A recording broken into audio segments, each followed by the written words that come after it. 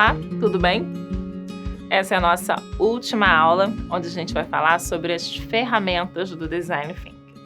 Mas antes, vamos relembrar um pouquinho aqui tudo que a gente viu até agora? Nós vimos primeiro o que é o Design Thinking, que é uma filosofia de abordagem dessa forma diferente de pensar em como resolver as velhas ideias, né? De como pensar de forma criativa. Eu diria que é um processo cíclico de estímulo da criação. Vimos também quais são as etapas do Design Thinking: imersão, definição, ideação, prototipação e aprendizagem. Entendemos que o Design Thinking não é um método em si, porque as etapas elas não precisam acontecer nessa sequência. Você pode iniciar numa etapa, pode iniciar a partir da terceira, da quarta etapa, você pode voltar no início e fazer o processo novamente. Ele pode ser cíclico durante 3, 4, 5 vezes ao longo de um outro projeto. Mas a gente também descobriu que existe o Design Sprint, que esse sim é um método, que ele é num formato mais curtinho para ser aplicado em 5 dias, quando você tem um problema bem definido. Falando em problema, a gente viu também que para inovação existir, você precisa ter um problema. Então não adianta querer inventar a roda, que não vai funcionar. Você tem que ter um problema bem definido para que essa inovação aconteça.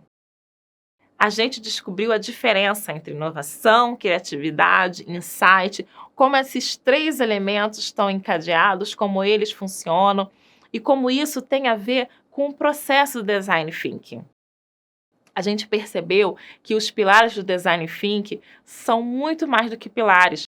É uma forma de você se desenvolver, de você ser o seu comportamento, se você pensa em trabalhar com inovação no seu dia a dia.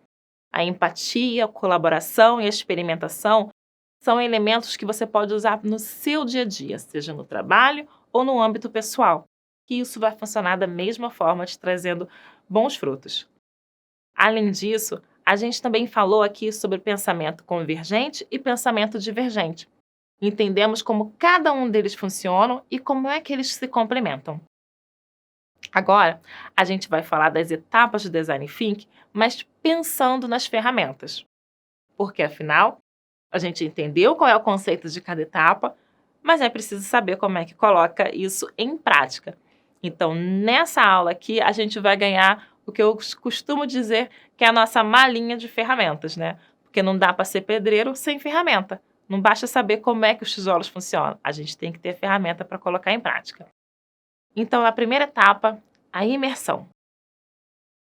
Dentro da imersão, a gente já entendeu como funciona, quer entender as características do problema, ver como funciona e tudo mais.